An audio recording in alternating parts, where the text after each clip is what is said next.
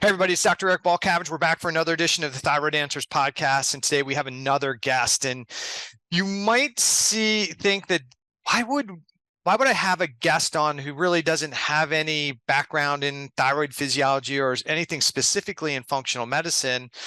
But when I was sent a request for Christopher to come on the podcast, I thought the topic that we're going to discuss is really important because I think we don't consider the impact of what I call emotional stress or psychological stress has on our health and our physiology, and can be the root of why we have chronic health conditions. So I thought it would be a great topic to discuss a little bit more in depth. And so on with me today is Christopher Maher, right? Did I got that close? I think I got it close. Close enough. So Christopher, thanks for coming on the Thyroid Answers podcast. Can you give us the listeners a little bit of background about who you are and why they should, listen to you? What makes you some type of an expert into stress and the impact stress has on our physiology? Okay. Thank you for having me here first. Sure. Second, for the listeners, thank you for tuning in. My background is a bit unique in the sense that I had no desire, to understand stress from the inside out and the impact that it would have on me on a daily basis. I'm a former U.S. Navy SEAL, and you can imagine the stress load that I was under in that organization. And I also was a child of childhood trauma, all forms of trauma. My mother passed away when she was 29. She took her life. So she obviously was under an intense amount of stress and had mental wellness challenges, right? She was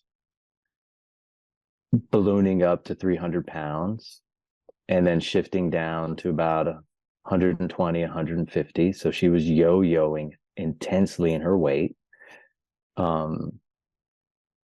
Her father, my grandfather, he died of cirrhosis of the liver.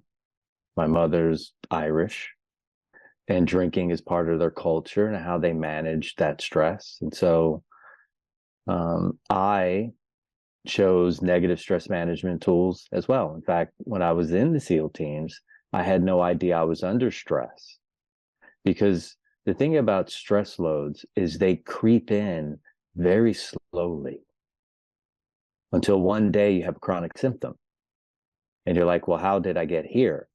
Yesterday I didn't have this. How do I get out of this? And at the time, this is what, 1998, 1999, when it started to become very chronic for me. There actually weren't any answers, because this wasn't a conversation. The conversation you and I are having today, no one was having, right? And no one who had an MD medical degree besides Hans Selye from Hungary was willing to have this conversation, right? So we consider him to be the father of stress. So I had pain at every joint. And then I started losing my hearing. That was the first physiological challenge that I was having. I was already having the structural challenges. And then I was losing my vision. And this was all happening in my late 20s, okay? And then the next thing that was happening is I was having insomnia. And then I was waking up. When I would fall asleep, I would wake up 3, 4, 5, sometimes as many as 10 times a night to urinate. And then that bridged into having emotional challenges, right? High levels of anxiety, disconnection, a level of dishonesty with myself. I was pushing my body too hard and too fast, faster than it could recover. And it was giving me all intense signs, right? Red lights were flashing everywhere, and I was ignoring, because I had been indoctrinated since I was very young. I went to a privately well-endowed boarding school, and I basically grew up on a farm, right? And guess what? Farm work starts early. We're in the barn at 5:30 in the morning. 5:30 in the morning as a kid. All right. So I was used to waking up early, being under stress, not having a great night's sleep, being in a boarding school, never getting any private time to myself. Right. And so I had already developed these strategies in order to deal with life. So finally, one day, I bent the knee and I reached out for help. And I asked someone, and guess what? A buddy of mine that had been in the SEAL teams decided to come over to my house. He brought his yoga mat and he brought a juicer. And he made us, at the time, which was something that was delicious for him, tasted absolutely disgusting to me. It took me about 45 minutes to get mine down, right? Parsley, radish, carrot, apple, celery. And I was just like, yuck, this is not my bag right here. And at one point I realized, oh, this tastes good to him because he's healthy and fit. This tastes disgusting to me because I'm fit and toxic. And we don't talk about toxicity. We don't talk about cell death. We haven't had these conversations until recently. And so I was like a perfect storm of everything that you needed in order to start failing miserably. And then I had a car accident. And then the car accident drove the pain into the very center of my hip, and I could never get away from it. And so then I had to start investigating reality to find if there was anyone out there that could help me. Because you were getting treatment for pain, but it wasn't helping. Sufficient. It wasn't sufficient. Look, I needed to go a mile. These people were taking me an inch. And in retrospect, at the time, was I grateful for that inch? Because when you're in unrelenting pain, if you get a reprieve from it for 10 minutes, 15 minutes, an hour or two, or a half a day, you're grateful. Mm-hmm. Okay. You're great. So anybody who's listening, if you've had pain in your body, you know exactly what I'm talking about. So at the time, I was grateful. But then it would start creeping back in. And then I would dive into the next system. So the things that I got into acupuncture, acupressure, yoga, hot yoga, Feldenkrais, the Egoscue method, Rolfing, Heller work, like everything and anything that was holistic. And I looked under every stone and every fallen tree in the forest to see if there was something better. And I kept asking myself, should I keep going, right? Should I invest more time, more energy, more resources with this tiny bit of result? But I knew that there was someone on the planet that had to know more. And fortunate for me, I had a guy that I went to boarding school. His name is Mark Elijah. We had spent 2 weeks together hanging out, and he sent me an email. He said, look, I saw this guy in Good Morning America. He's got 5 stretches that'll change your life. And I thought to myself, Mark, why don't you go change your life? Because I was in that state that we were talking about earlier before we started the podcast. I was in the protective mode. And when you're locked into the protective mode, you're essentially trapped in fight or flight. So that inappropriate stress state that I was locked into is what was causing all of structural, physiological, systemic, biological, and sense organ dysfunction. And the moment. So for the listener, let me interrupt you for a second. So somebody on the other end of this is going, come on, Christopher, you're telling me my gut issues, my thyroid issues, my chronic pain, these other things may be the result of something psychological, possibly, but because I feel real pain. You're telling me what I feel is not, it hurts right here. And you're telling me that it could be caused by something else, right? And for a lot of people, that may be a hard thing to get to because that's not the world they grew up in. Pain is caused by if you got hip pain, it's caused by pain in your hip, right? If you have back pain, it's caused by pain in your back. So I'm going to let you finish, but I just want to ask, were you always the person who had a holistic bent on this?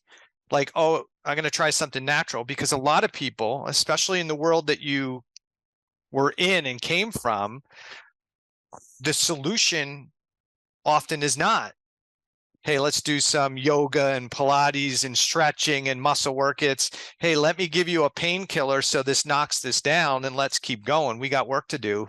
And that becomes the strategy. Did you find yourself ever in that model, or were you always more the kind of more natural mindset? Initially, because in SEAL training, we have a doc that's devoted to us. I was in a Western medical model, right? Mm-hmm. He was a great guy.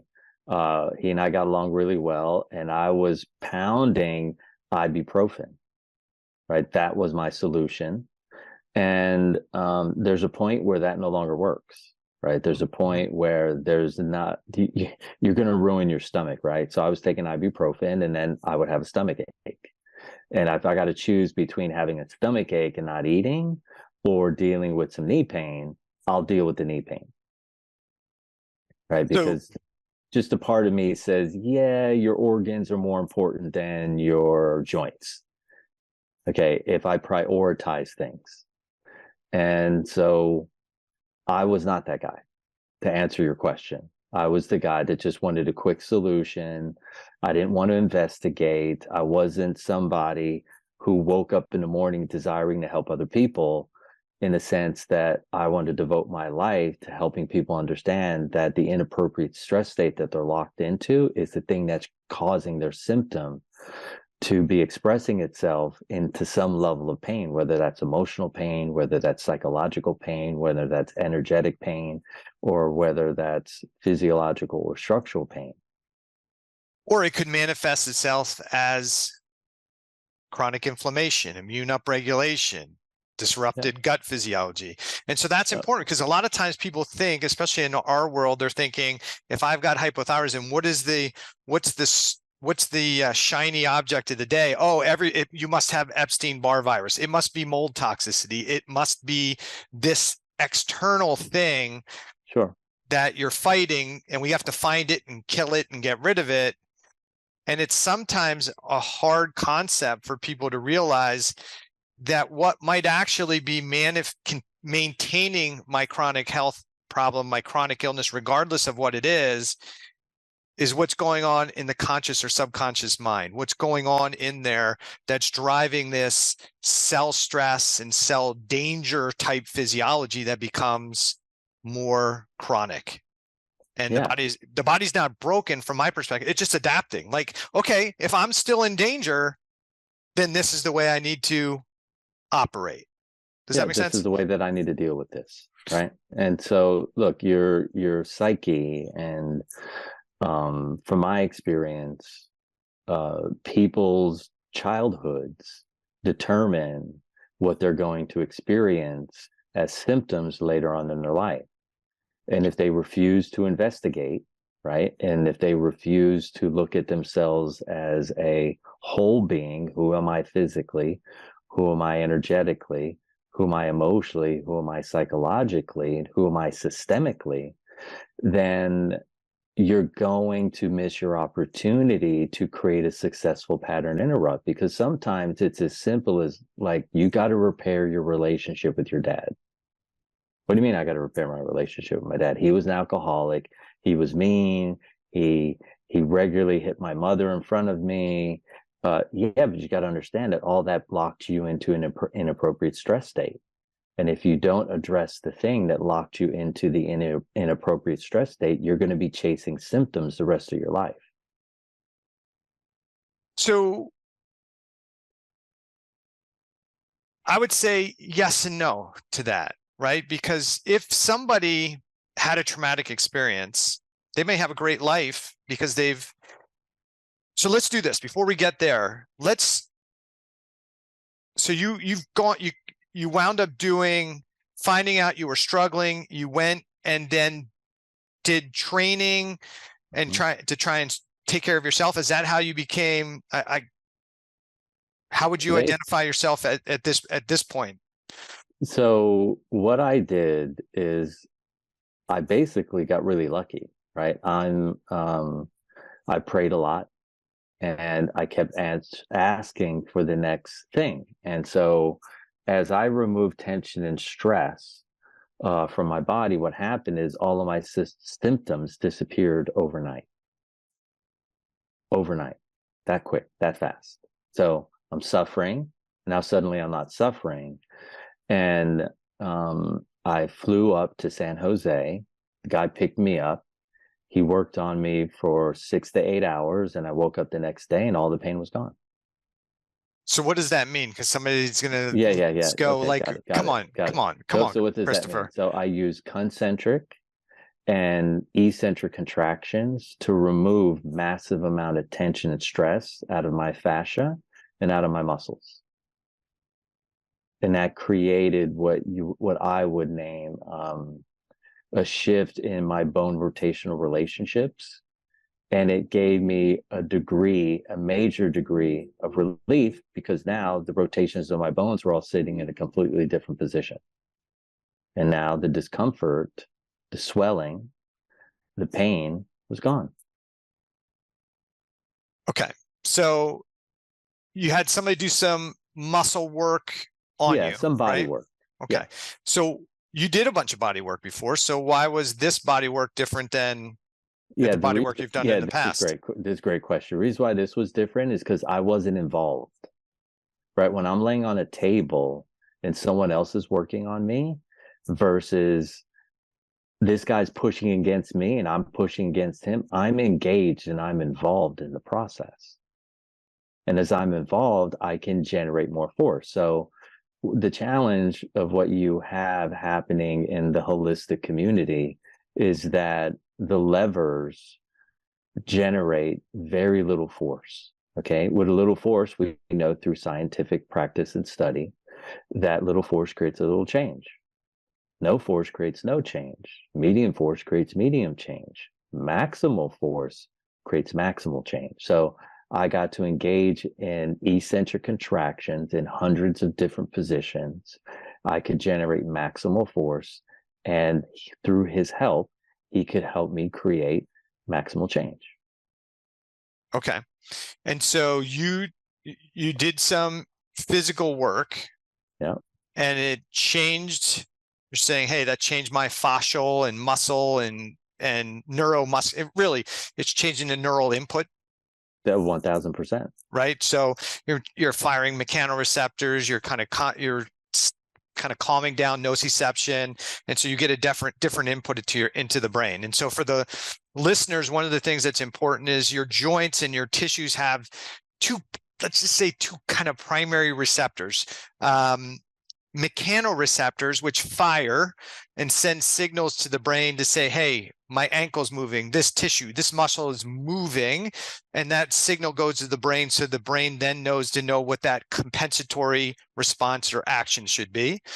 And then there's another type of neural receptor that's called a nociceptor, and that's I don't like to use pain receptor because it can be perceived differently, but it's let's say an irritating stimuli receptor. That one fires all the time. Yeah. Now, the more mechanoreceptor movement you have, the less perception of nociception. The less mechanoreceptor movement you have, the more nociception. Oh. Right? So are you familiar with those things? I mean, I'm not familiar with it in that way, but I'm familiar with the experience of what you're talking about. It makes absolute sense. So when you're getting that, when you have fascia that's tight and joints that don't move appropriately, you lose mechanoreception.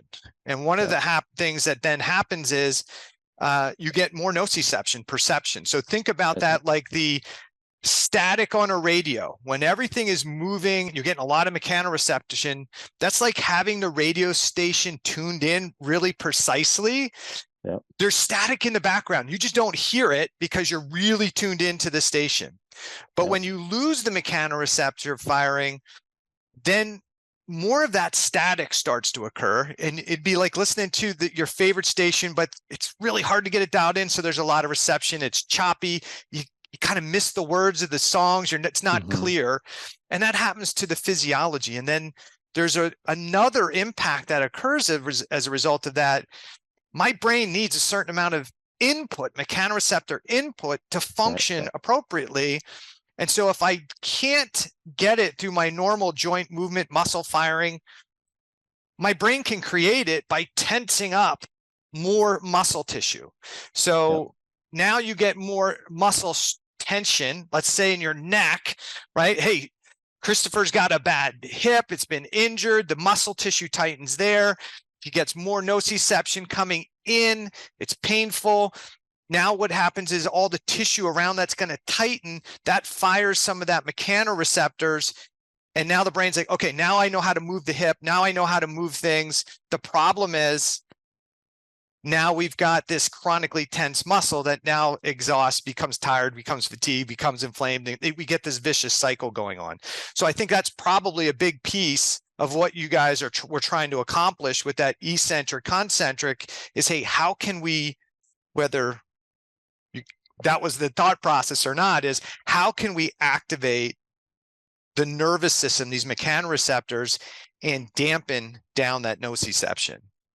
Yeah, and inform the brain, hey, listen, you can reduce the swelling.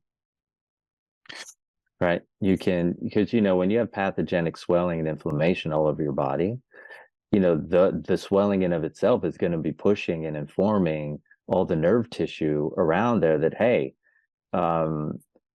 we need you to give more fluid so that we can save the joint, right? Because otherwise there's going to be so much friction. I look at things in terms of heat and temperature, electricity, and tension and stress, right? So if my body's job is to save itself, so if I'm creating a massive amount of friction at the joint level, it's going to release the fluid and create swelling for a very specific reason, which is to slow down the amount of friction that's happening, or all that soft tissue within the joint is going to be destroyed faster than I can rebuild it, right? And so when we went through our process, because we used big levers, right? The eccentric contraction is 30 to 50% stronger than a concentric contraction. So what does that mean? So if I can bench press 100 pounds at maximal force, I can lower 150 pounds with the same level of skill. So whenever you see like a big cat or even a small cat and a dog, what's the first thing they do when they get up from laying down? A stretch. They reach their paws forward, right? But they contract maximally. And while they're contracting maximally, they pull their hind legs backward, right? They pull their hips back in space. Well, what's that doing? That's creating an eccentric contraction, right? The muscles contracting maximally while moving simultaneously. And if you do that in very specific positions, it creates a very specific result. And it's repeatable, verifiable, and reliable. If you bring 100 people in who are suffering from the same ailment, elbow pain, and you remove a massive amount of tension from their biceps, a short head and a long head, and the triceps, guess what happens? They get up, they move their arm, and there's no more pain. Oh, listen, I'm not arguing that point. I agree with it. We use those types of techniques. This is an explanation for the listener who doesn't understand about receptors and mechanoreceptors and the things that you're talking about. I'm laying it down in layman's terms, so that the average human being who has some bit of a mechanical mind can begin to go, okay, yeah, that makes sense to me. Yeah, right? there's a number of techniques that have this this principle as the foundation, right? Yeah. We see, I mean, one of the trigenics is a technique where we can use kind of stimulating these neuroreceptors to take somebody who's got, I can't even lift my arm or shoulder, and within a couple seconds, you've got them, pain's gone. How did that occur?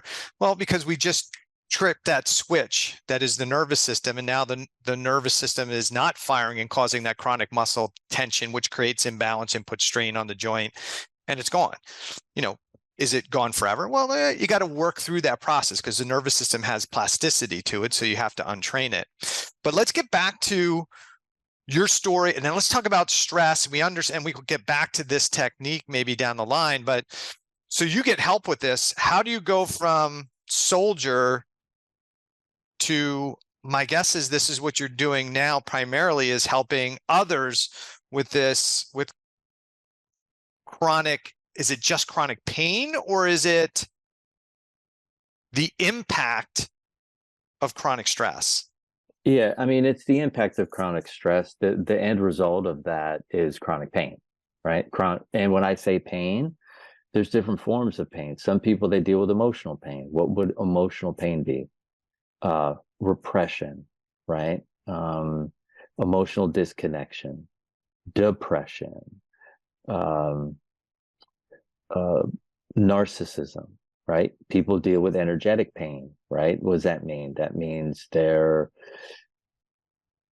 have inconsistent energy, right? Some people suffer from exhaustion, and other people have physiological, they have structural discomfort, right?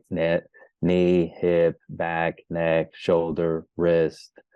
That's where their opportunity is showing up. And in some people, they have psychological pain. They deal from debilitating fear and anxiety.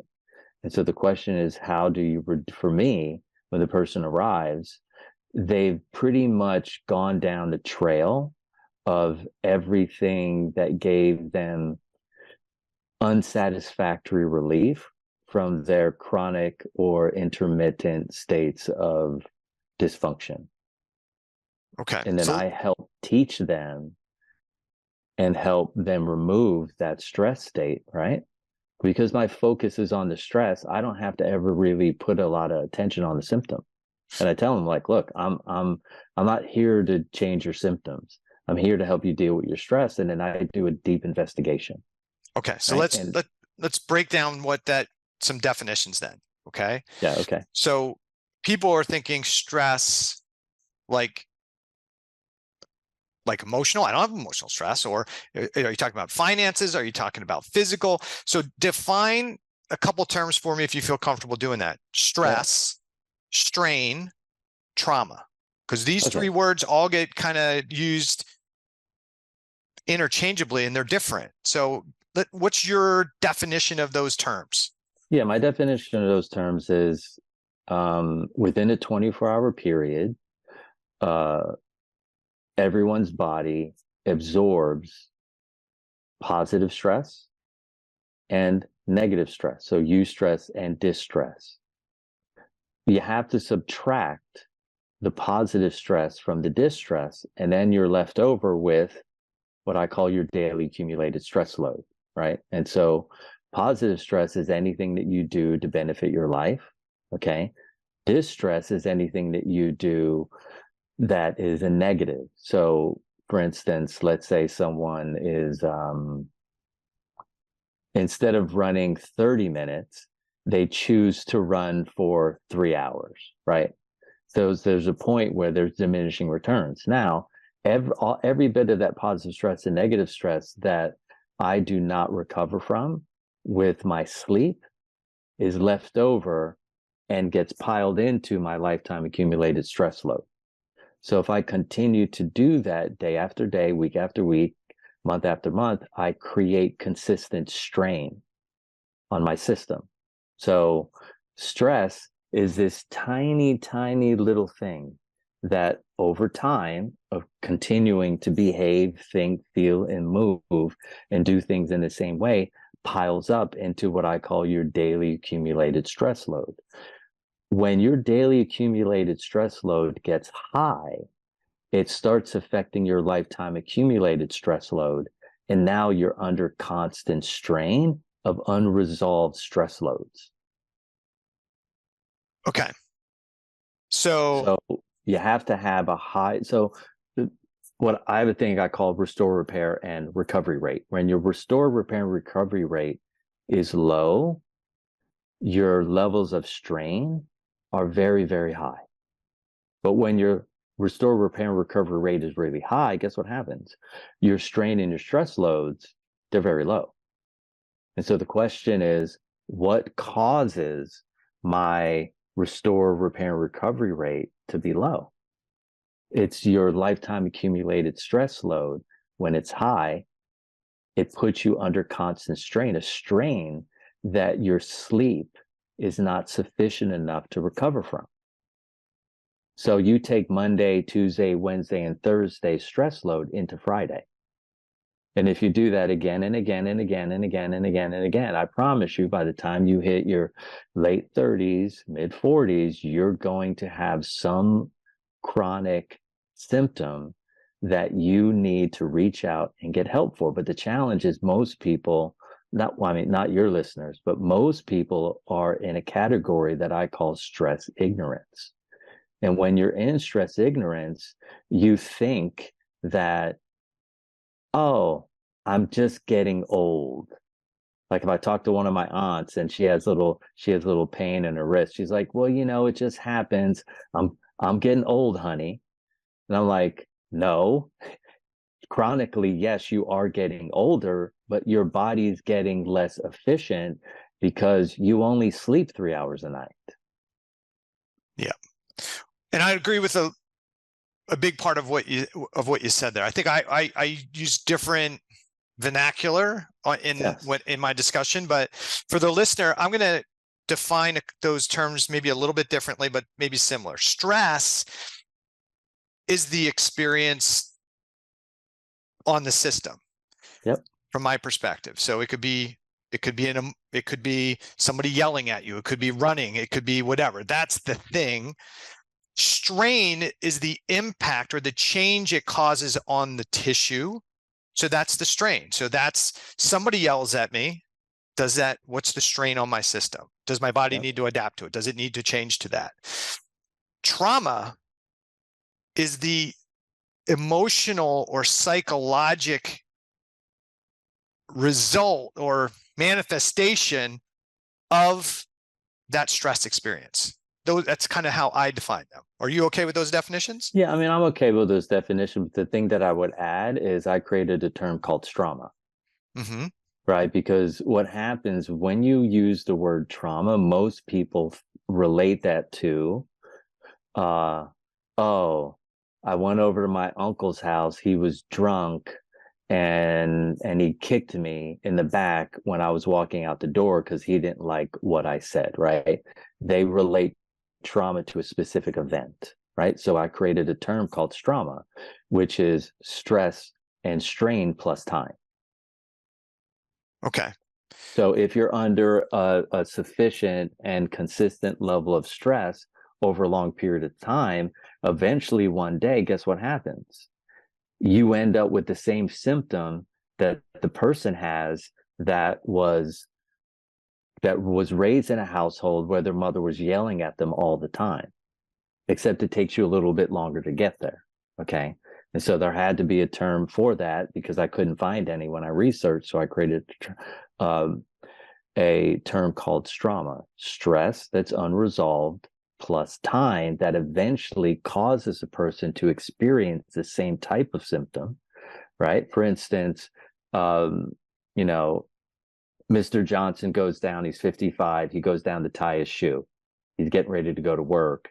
And guess what?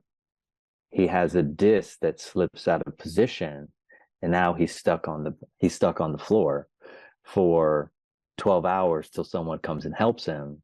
And now he's been in bed for 2 or 3 weeks. Same as the guy that was in a car accident, right? He was sitting at a stoplight. Somebody didn't brake. They were drunk and they ran into the back of him. And now he's stuck in bed for 2 to 3 hours. So there had to be a term created to be able to make a distinction because most humans only associate trauma with a very specific event. They don't relate trauma to something that eventually evolves over time. So I use a term I created called strauma. stress unresolved that creates strain over time, that creates a debilitating symptom. Okay. Yeah, I think the key piece there is that the event, the same exact event in two different people, does not have to create trauma. No. Right? So one person gets hit by the car and they're like, hey,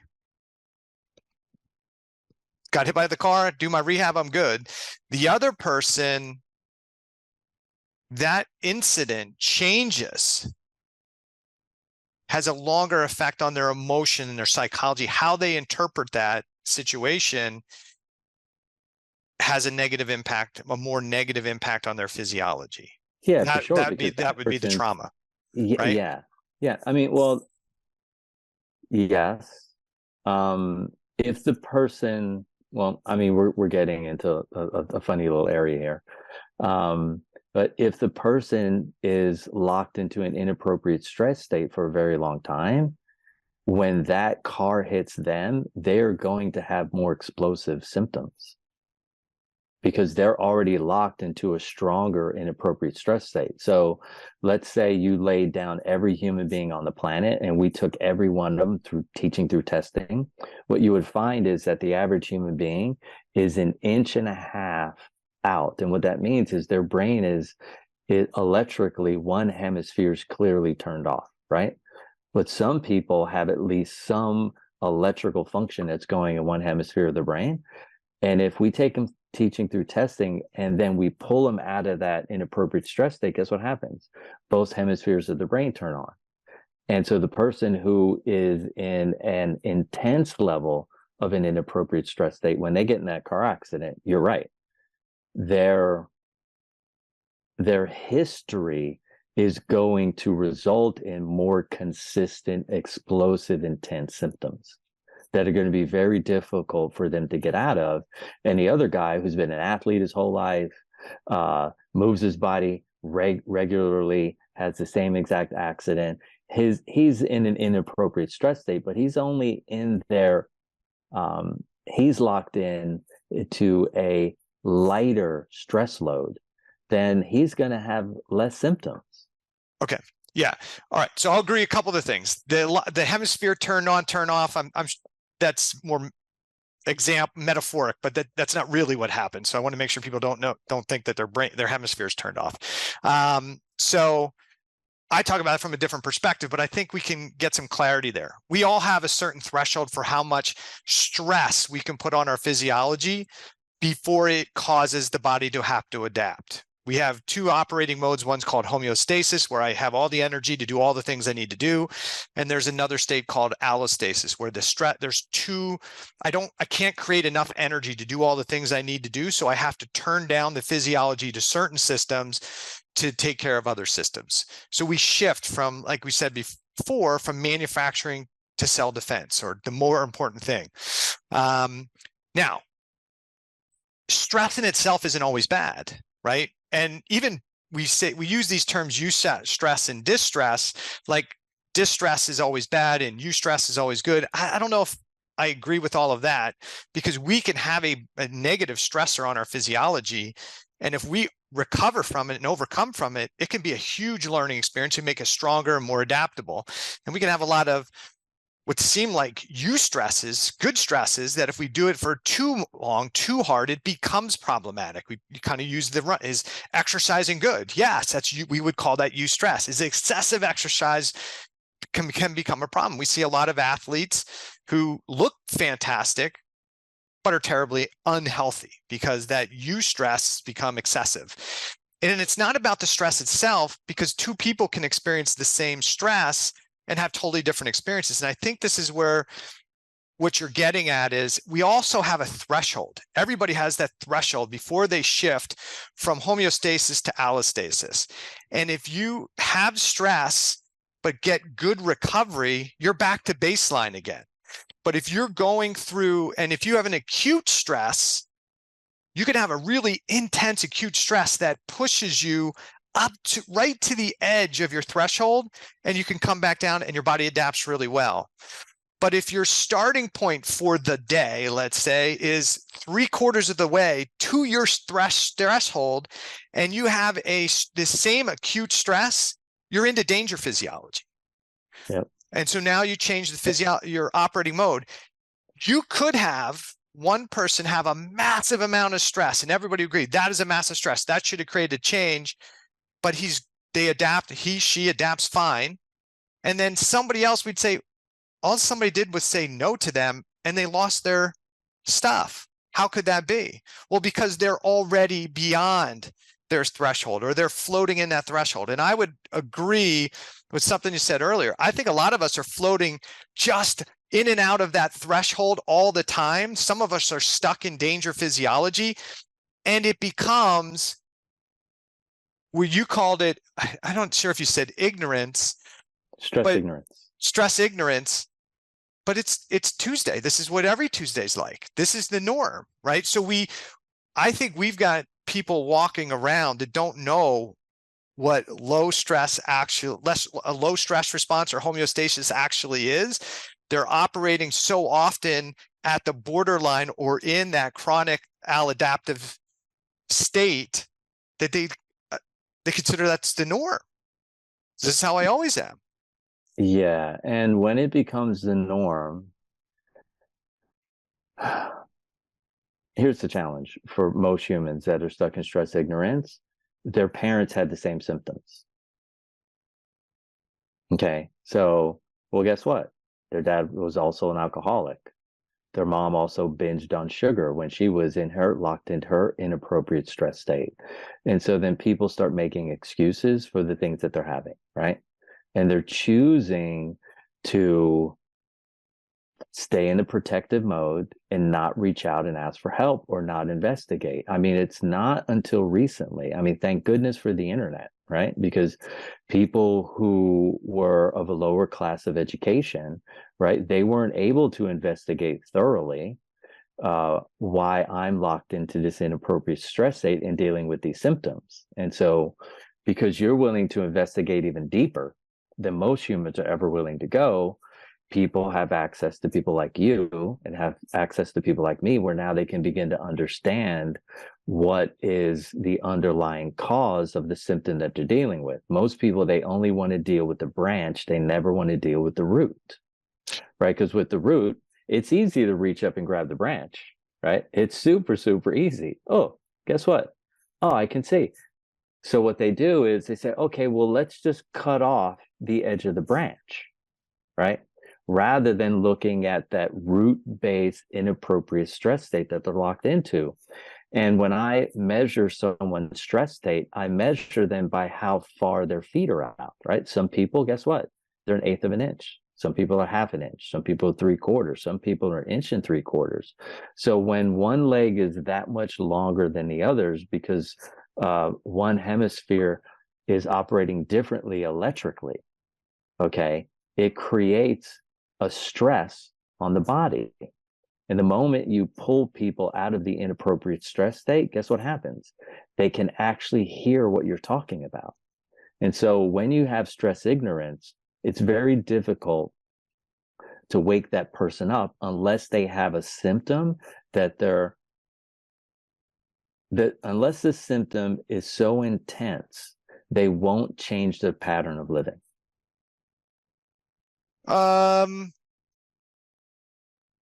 Yes, I agree with that. Yes. For some people, other people will continue to just go through the struggle. So let me make sure I understand from your perspective. You're saying that stress, it could be physical, chemical, emotional, whatever. You're seeing, what you're looking at is the physical manifestation of that in changes in the fascia, or the tug in the pull, or the tightness of the structural system, the musculoskeletal system. And that's your window to say, hey, this is a person that potentially has some type of adaptive stress response. That's right. Yeah, perfect. Yep. The adaptive stress response means that one side of the body is going to be more passive and more weak, and the other side of the body is going to be strong and tense. Okay. And so electrically, half the right side of the brain is going to impact the left side of the body. The left hemisphere of the brain is going to impact the right side of the body. And so it's very easy to see when you lay a person down how deep they are locked into an inappropriate stress state. And then the key is, how do I get them out, right? How do I create a strong pattern interrupt so that they can begin to have a different life experience? Okay. So I think one of the things you kind of talked about is this stress ignorance. I think part of that is we've educated people that chronic health problems are normal, right? Yeah. You have reflux. You have a reflux disorder. You need this medication. You have this. You need this drug. That it is the things that they experience. These aren't abnormal things. These are everybody gets these things. These are the norms, right? We're not teaching people that hey, reflux, there's a reason for it other than a lack of proton pump inhibitors, or that everybody could get high blood pressure, and high blood pressure is the thing we need to treat. We've actually changed, since it's hard to figure out what's causing the problem, we've just changed the target. And we say that, oh, we have to treat your thyroid, we have to treat your blood pressure, we have to treat your whatever, because we got a tool for that. And we've moved from, oh, what caused it, to we're managing and treating the outcome. So how would somebody who's got chronic health issues, chronic pain, whatever, how are they going for themselves to determine, could what's going on with me just be that I hurt my hip and it hurts, or is it something deeper? Is it a maladaptive stress response or adaptive stress response? How does somebody differentiate that on their own? No, it's easy, right? If you had blunt force trauma, then of course you have a response to that. But if you're in that maladaptive stress response, it took you time to get there. So if I'm going along with my life and I don't have some form of blunt force trauma, then it has to be maladaptive because it took time to get there. I don't have a reason logically. I don't have an experiential target point where that thing showed up, right? Like if you tripped down the stairs, okay, because you weren't paying attention, you're on your cell phone, and you hit your jaw very hard on the bottom step, well, of course you have jaw pain. But if you don't have anything like that, and then you wake up and you have unrelenting jaw pain, well, it has to be maladaptive stress response. Okay. Well, somebody could say, well, I didn't have any trauma, but I have arthritis in my hip. That's what's causing the pain. Yes, but again, it would take you time in order to get to that space, right? And if you didn't have pain, for anyone who's listening, if you didn't have pain, there was a point, the pain that you're dealing with now, there was a point where there was no pain. Mm-hmm. Right? And so then the question always has to be, well, was this always this way for you? Like, was it this way when you're in high school? Was it this way in grade school? Was it this way in kindergarten? Mm-hmm. No, I didn't have that then. Well, when did it show up? Oh, it showed up 2 days ago. Okay, and how old are you? Oh, well, I'm 56. Well, what have you been doing for 56 years to create this? And that's my first question. What have you been doing for 56 years to create this? I don't know. Well, let's investigate. Well, it just happens to be that Mrs. Johnson has been sitting down as a secretary for 12 hours a day in the same position with her right leg crossed over her left leg. Mm-hmm. And that's her favorite position to sit in all day long. Well, of course, the structural body can only handle that position for so much time Well, she's been at it for, at least 22 years as a professional, same position every day, 12 hours. There must always be a cause. Yep. Somebody must be doing something, unless there's a history, and the history of the family is also the cause, right? Mm-hmm. If my mom dealt with her stress through eating massive amounts of sugar because it was very difficult to figure out how to communicate on her own benefit, well, guess what's going to happen?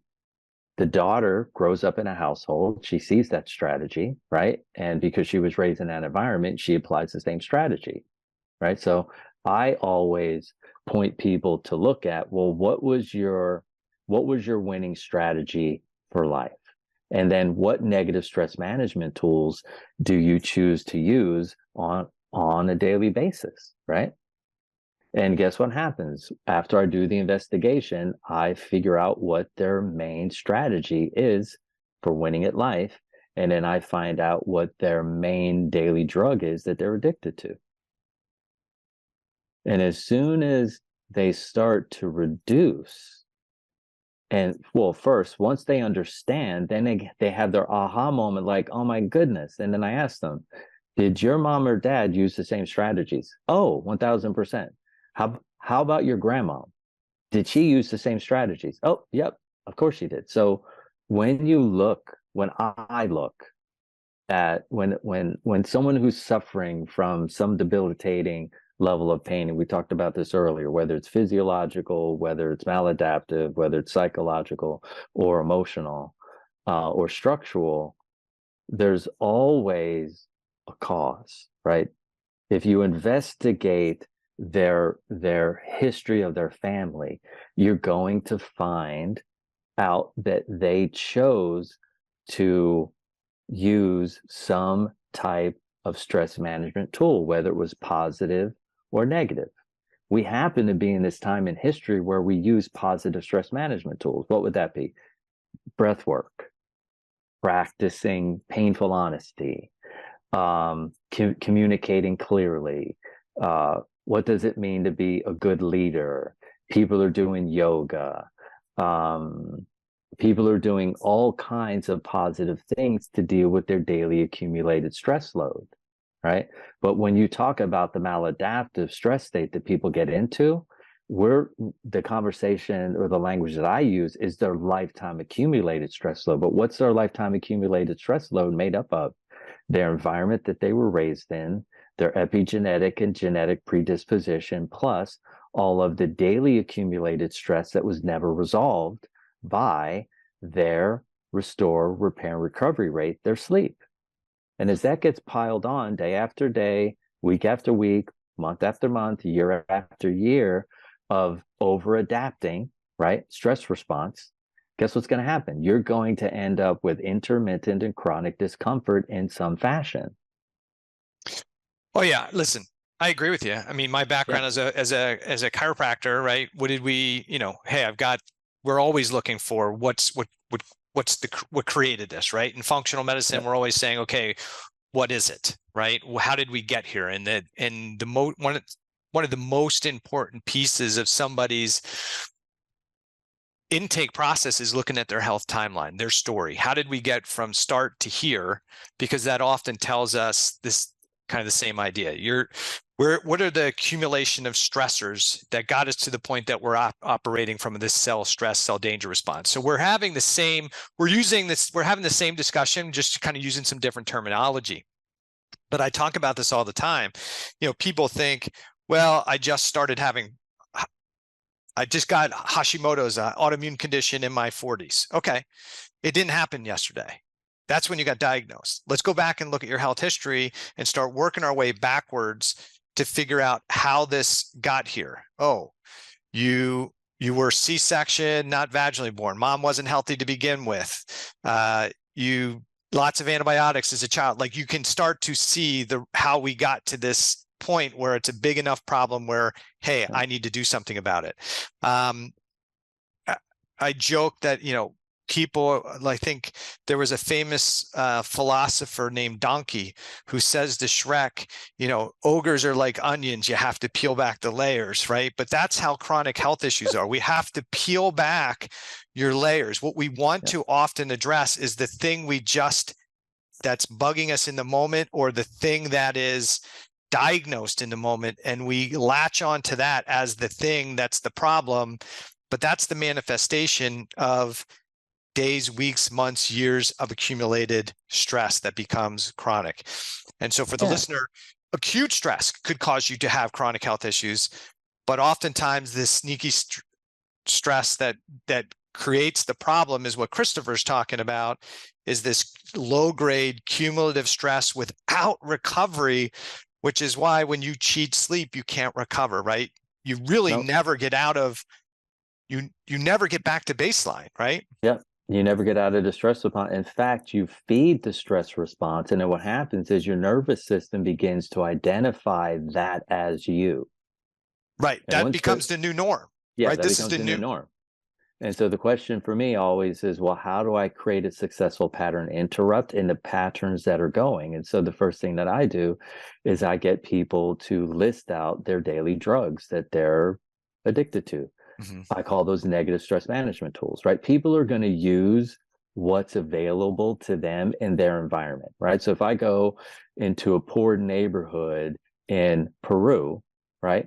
People aren't getting up and putting on their running shoes and putting on their gym equipment and going to the gym.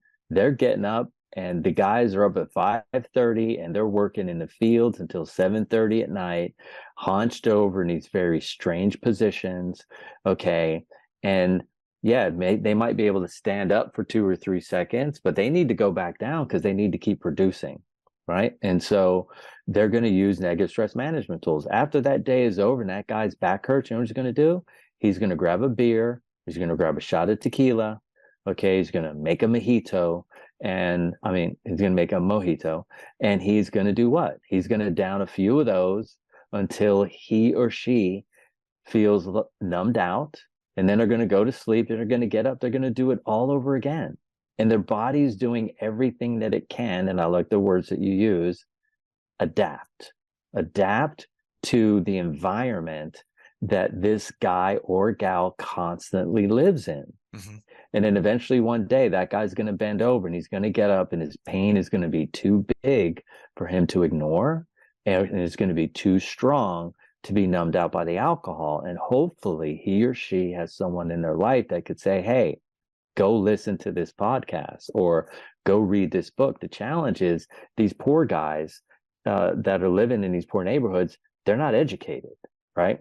And so they're forced by the environment that they live in to be stuck in stress ignorance. And they're going to use caffeine, nicotine, alcohol, pharmaceutical drugs, recreational drugs, marijuana, or excessive exercise, or whatever they're going to use. They're going to be using that as a negative stress management tool to deal with their daily accumulated stress load, plus their lifetime accumulated stress load that has them locked into that maladaptive stress response.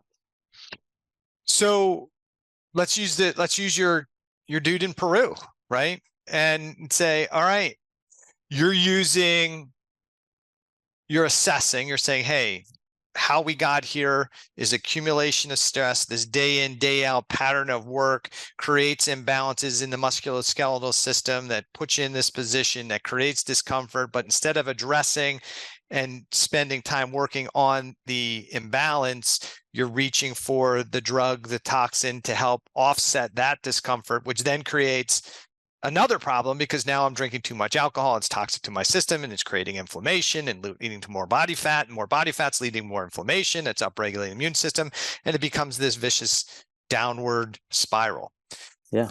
How do we get, from your perspective, you're using this eccentric, concentric muscle activation to help change some of that structural perspective.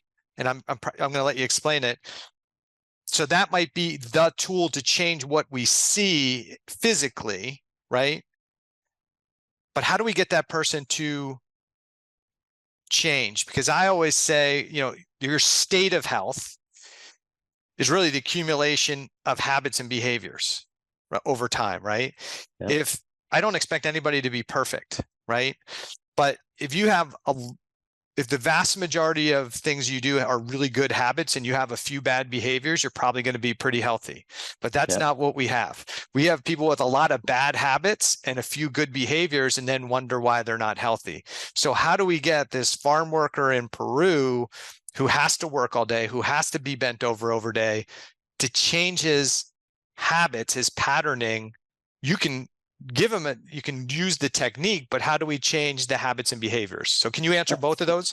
Yeah. This is fun. So the first thing and the most important thing is education, right? Because without education, it's going to be difficult for them to make a different choice, right? Because they don't have the information, right? And I always explain things in a way that a 5-year-old could understand. And so I shift my language to wherever they're at, and then I choose metaphors and analogies, right, that make sense for what they already do, right? So if I'm talking to a farm worker, I use farming metaphors and analogies, right? I meet the person where they're at. If they're highly educated, if they're a PhD or they're an MD or they're a chiropractor, I speak their language, right? So the first thing and the most important thing is meeting the person where they're at verbally, which makes them feel safe, right? And I start to build rapport with that person, because when I build rapport and I start meeting them where they're at, they're going to feel safe, they're going to feel comfortable, and they're going to trust me, and they're going to take a risk, right? It's a big risk for a farm worker who uses alcohol to manage their stress to take on the idea that the alcohol and the work that he's doing is what's creating the pain, right? Because his father was a farmer, and his grandfather before him was a farmer. So there's professional pride, right, in what he does. There's all these other social loyalties that are happening to the person's position. So what do I have to do? I have to build rapport. I have to meet them where they're at. And if I can be successful at meeting them where they're at and using humor, using, again, metaphors and analogies and examples from my own life, if I'm willing to open up my treasure chest and go, look, I was suffering too.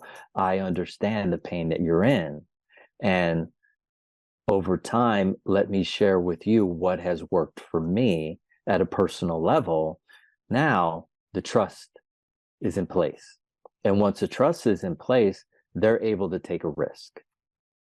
And the risk for them is to do something that they've never done. You're asking someone to do something and to take on a belief system that's the opposite to their belief system. The only reason why they're willing to do it is because they're locked into insufferable pain. And then you have the perfect moment, right? They're in insufferable pain. Their wife has been telling them for 3 years, because guys on their own usually don't go and get this done. If I see a male that's in his 40s and 50s, it's because his wife sent him over. I don't find that hard to believe. Okay. And so I have to break through these emotional, but also these social constructs, right? And now we got the rapport. Now he's willing to listen. And then I have to have something that, one, I'm able to teach him, because I don't believe in codependent dependent relationships. And the only way for me to empower the person is to teach them what I did to myself so that they have something that they can do, right?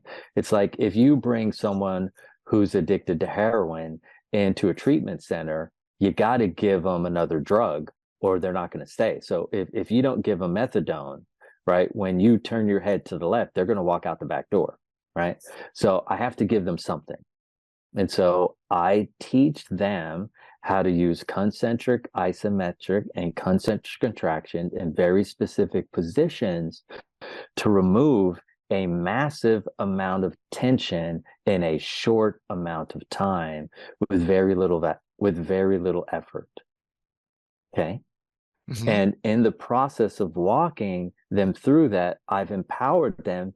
And because I make them do it to themselves, they then go, oh, I did this and my pain, my discomfort, it decreased. Or the opposite is, well, not the opposite, but I did this and now I woke up the next day and I had twice as much energy. Or I did this and I woke up the next day and my foggy mind was extremely clear. So if I can get them to produce a sufficient enough result that is what they're wanting to experience, they're going to listen to me. I have to have a win. And my win is to get them out of the chronic maladaptive stress state, or what I call the inappropriate stress state, to get them out of the state that they're locked into. And now as they apply that on a daily basis, right? Guess what's going to happen? Every day the symptoms are going to shrink, and it's going to shrink, and it's going to shrink more. And then eventually they don't have it anymore. All right. And now they're empowered. And because they're empowered, if it starts to creep back in even a little bit, they go, oh, I know exactly what I need to do. Okay, but that's that's great if the adaptive, the neuromuscular adaptation is the effect, or no, if that's the cause, right? If that is the initial cause and they've been in this maladaptive state, but what if the issue is caused by something else? And the physical manifestation of the neuromuscular manifestation that you see that's generating pain is caused by their subconscious beliefs about their spouse. No, this is great. This is Because because then somebody could say, hey, you're just giving them a solution for the outcome, but the real cause, it's what's going on subconsciously that they're maybe, or consciously that they're aware or not aware of, that emotional stress is creating the physical manifestation. Well, this is wonderful because the emotional stress that they have creates a physical imprint, right? And so as I continue to think a thought over and over and over again, I create what's called a belief. And then once I lock into that belief, my body then adapts to the beliefs that I create. And so as I change the body, I automatically change the beliefs. And so sub, which means below, right? Below conscious. So I think of the conscious mind as analysis, right? The observer. And then the unconscious for me is controlled by the breath. The subconscious for me in my work is everything that's below the neck, right? Sub, below. And then I think of the superconscious as everything that's involved in the energy that runs around the body. And so because I understand where certain behaviors and belief systems get locked into, what parts of body they get locked into, as the person reduces that level of tension and stress, it all automatically breaks that cycle of thought. And so some people that come to me, they have an overactive mind, right? Or they're or they have debilitating states of anxiety. As soon as I pull their body out of that stress state, guess what happens? They have a massive reduction in the overactivity in their mind. They have a massive reduction in their anxiety levels. Now they're perceiving reality differently. And because their perception is different, they no longer manifest stress and tension and distortion in the same fashion. Okay. And so going into the body is what creates that, with powerful levers, creates that immediate change in perspective. Their breath, the way they're breathing changes, the way they're perceiving, the overactivity shifts, the anxiety reduces. And now when their wife says, hey, I think we should go here for vacation instead of responding to her internally as, why is she always telling me what we're going to do? They go, you know what? That sounds like a good idea. Because now they're pulled out of the protective mode And now they're in a state of receptivity, right? They're in a flow state. So when you're locked into an inappropriate stress state, you have to have a body that has a massive amount of tension, which then creates not only structural distortion, it then creates emotional distortion, because emotional distortion is relative to structural distortion. You change the body, you change the life. Whatever's in your body is in your life. If you have something in your life that isn't working financially, energetically, in terms of your interpersonal romantic relationships, there's always a place in your body that's helping to co-create that, right? Because we live on a third dimensional plane of existence. In this plane, we have projection, reflection, manifestation, and generation, right? So we're generating our own problems, and then we project those beliefs into the world that then get reflected to us externally through the way that the world around us responds, and internally. Yeah, I agree with those ideas and comments. But let's go back to something. Let me make sure I got this making clarity for the listeners. You started in the beginning. If you've got a bad relationship with your father, you're going to have to fix that relationship, right? Sure. But you have to attain some level of neutrality. Without neutrality, you have vested interest. Okay. So if that's the real issue, my bad relationship with my father, right? And it's manifesting as physical pain. And you're helping me with that physical pain and establishing and changing the neuromuscular physiology, right? To make that mechanical strain go down. So now my pain goes away. Are you saying that now, don't I still have to address the relationship with my father? Or are you saying I still have to do it, but I'm probably in a better position to deal with the stress?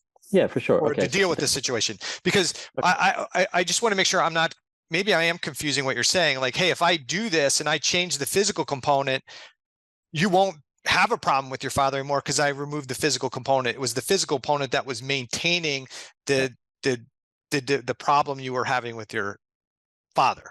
Yeah. So let's look at that in terms of electromagnetics, right? So all humans are made up of what? Electromagnetic energy, right? And so then that means we have electromagnetic energy to do what? We're magnetic because magnets attract. Well, whatever's going on in my body is going on in my nervous system. Whatever's going on in my nervous system is going on in my brain. Whatever's going on in my brain, in my body, and in my nervous system is being fed into my auric field, right? My auric field is made up of electromagnetic energy. They call it an aura.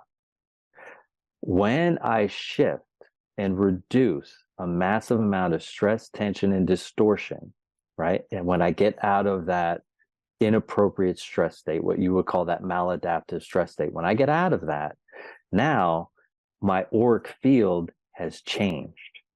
And now I shift into the receptive mode instead of the protective mode. When I'm in the protective mode, I'm in vested interest. What does that mean? That means things need to look this way, sound this way, and be this way in order for me to be okay emotionally. So if my father raised his voice every night when he came home from work, and I had to walk on eggshells around him, when I'm in a room with men who have very loud voices and speak loud, it automatically pushes me back into that stress state, and I start to get locked into holding more tension and stress, right? When I'm in that environment. Well, if I go in and I remove the physical imprint, guess what happens, right? I now am at choice on how I want to respond to that because I'm in a state of neutrality, right? In neutrality, I add nothing, I take nothing away, I simply see things for what they are. Wow, this guy speaks loud.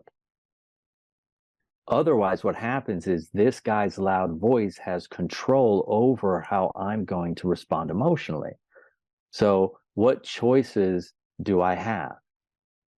Guess what? There's a lot of people out there that do chiropractic care. You have massage therapists out there. You have people that are willing to go into the body.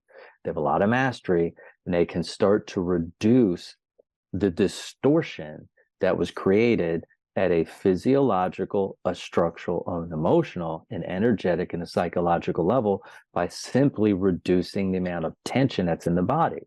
Right? When you look at children, all children want is love. That's it. They want love, affection, and attention, and a safe, spacious environment. And what I loved about what you said earlier is you said, well, what happens when someone gets yelled at, right?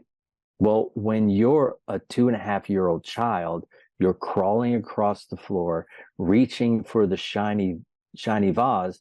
Your mom out of the corner of your eye sees you that you're going to hurt yourself. She yells, "Butch, honey, turn around." And the child then starts crying. You see it. You can see it all the time. Parent yells, a child cries, right? They're informing the parent what? That you just created a negative stress response for me. You interrupted my ability to investigate my environment. The mom is thinking, this is to my child's benefit. I don't want them to get helped. But now that child is going to do everything that it can to do what? To avoid punishment, rejection, humiliation, violence, discomfort, and pain. And they create a winning strategy. The challenge is this. That's happening at a precognitive state where children have irrational minds. So they're making up things about reality that are completely false. And all we need to do is have someone arrive at our doorstep that's in pain, and we know they created irrational thoughts about reality that their subconscious is continuing to project into the collective field, that you're creating a maladaptive stress response. So how do I break the pattern? How do I get in and create a pattern interrupt? Well, if what we have all the way to the left is an event, okay, and that event then causes me to avoid punishment, rejection, humiliation, violence, discomfort, and pain, guess what? Children around the world right now, a few weeks ago, were thinking, 7, 8, 9-year-old kids, 6-year-old kids were thinking there's a fat man in a red and white suit that's going to come down a chimney. We don't even have a chimney in our house. He's going to eat mama's cookies. He's going to drink her milk and lay presents under the tree. Children have irrational minds. And so we know this is true. Okay. Go around and ask any 5-year-old at a toy store if there's something called Santa Claus. A 5-year-old believes that's real. A 5-year-old also believes when daddy raises his voice at mommy and she gets into a stress response, that mommy could die. Because see, we're looking at things from the adult perspective. You got to look at things. How would a child be looking at reality when you have a father who's a violent alcoholic? How would a child be looking at reality when you have a mother who's obsessive, compulsive, and punishing with her language and her tone? Well, guess what? If you were raised in an environment that was unsafe for you to explore, you have created strategies in order to avoid punishment, rejection, humiliation, violence, discomfort, and pain. The challenge is the 45-year-old guy who's coming to see you, he has strategies. The question is, how do you determine what those strategies are? Well, guess what? Wherever he's having the pain in his body, he's already telling you what his strategy is. Because the body is forced to always tell the truth. The mind will lie 1,000 lies because the mind's job, the brain's job, is to keep you safe. But the body's job is to always tell the truth. So as a listener, right, as a professional, if you're listening, your patients' bodies are informing you of what their strategies are. And the question is, how do you interrupt their thought process that is helping to co-create this inappropriate stress response that you call a maladaptive stress response? How do you interrupt that pattern? You have to go into the body because the body has the greatest amount of force. So you're saying the thought process is creating the physical manifestation. And if I need to change the thought process, I need to change it from a physical perspective. Yeah, I need to go into the body in some way, either detoxify, right? Or I need to go in and remove something that is inorganic to our nature. Like when I look at our nature, I'm looking at a balanced human. What's inorganic to a balanced human's body? Anxiety. What's inorganic to a balanced human's body? Pain. What's inorganic? Fear. What's inorganic? Self-righteous positions. What's inorganic? Hate and anger.